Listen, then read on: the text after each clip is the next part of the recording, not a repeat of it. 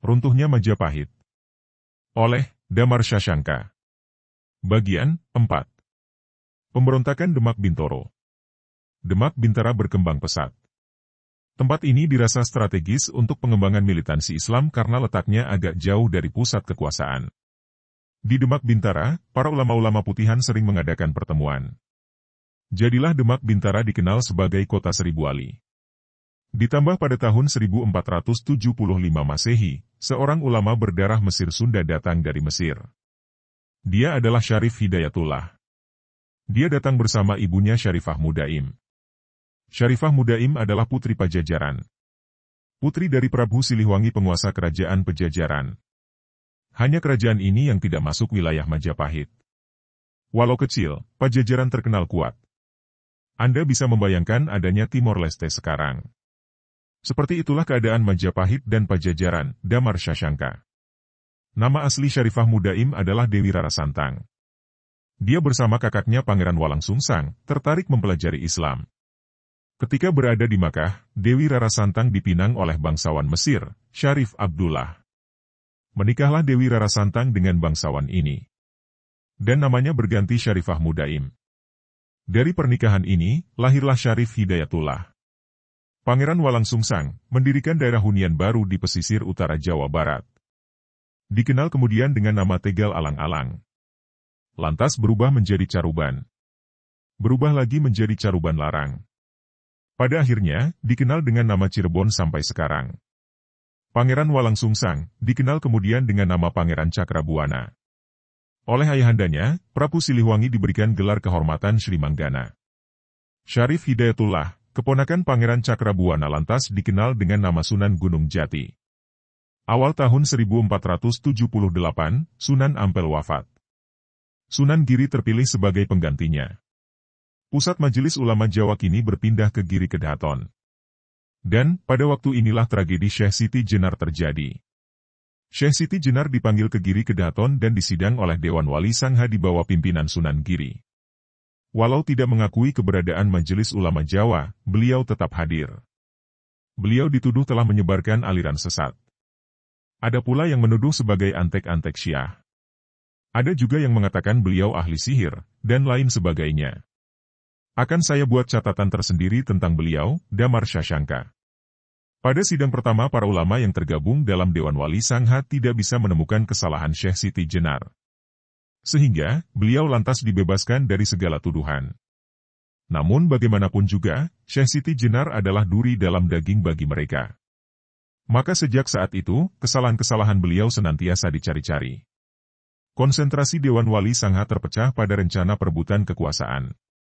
Melalui serangkaian musyawarah yang pelik, maka disimpulkan, kekuatan militansi Islam sudah cukup siap untuk mengadakan perebutan kekuasaan. Raden Patah, Adipati Demak Bintara, terpilih secara mutlak sebagai pemimpin gerakan. Kubu Abangan tidak menghadiri musyawarah ini. Apalagi semenjak Dewan Wali Sangha atau Majelis Ulama Jawa dipegang Sunan Giri, hubungan kubu Putihan dan kubu Abangan kian meruncing.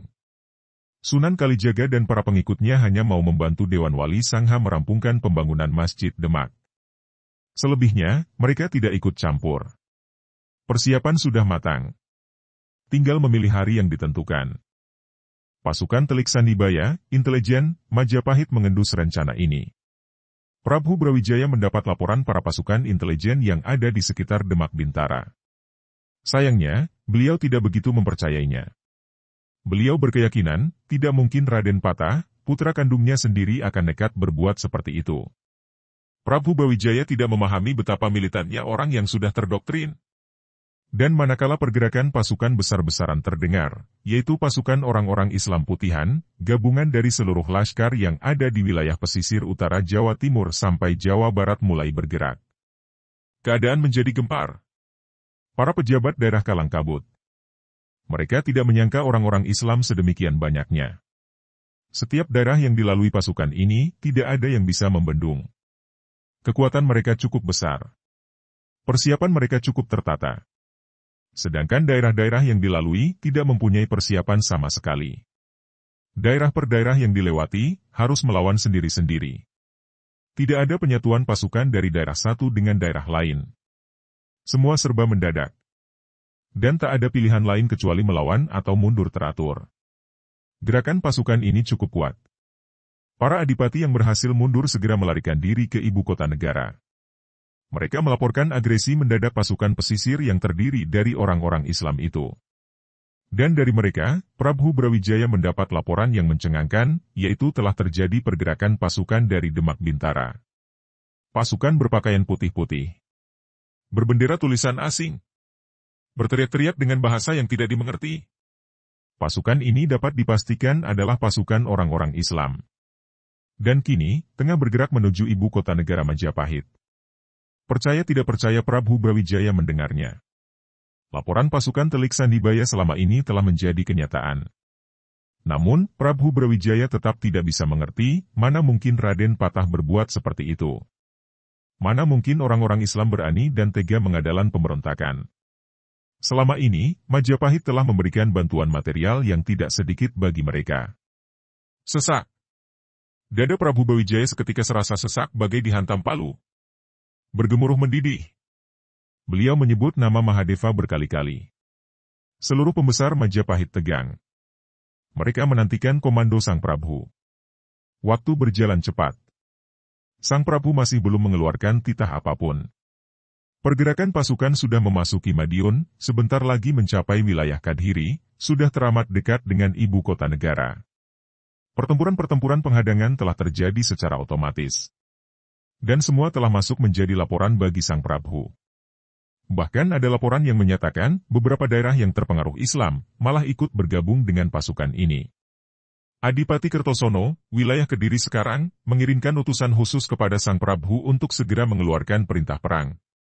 Sang Prabu masih termangu-mangu. Dan manakala terdengar Adipati Kertosono melakukan perlawanan mati-matian tanpa menunggu komando beliau, barulah Sang Prabu tersadar. Segera beliau memerintahkan seluruh pasukan Majapahit untuk mempersiapkan sebuah perang besar. Para panglima yang telah menanti-nantikan perintah ini menyambut dengan sukacita. Inilah yang mereka nanti-nantikan. Tanpa menunggu waktu lama, seluruh kekuatan Majapahit segera dipersiapkan.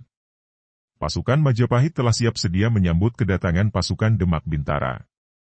Dan sekali lagi, mereka tinggal menunggu perintah untuk menyerang. Dan komando terakhir ini pun tidak segera keluar. Pasukan Majapahit resah. Para panglima cemas. Para kepala pasukan tempur di garis depan terus mendesak kepada para panglima masing-masing agar segera mengeluarkan perintah penyerangan,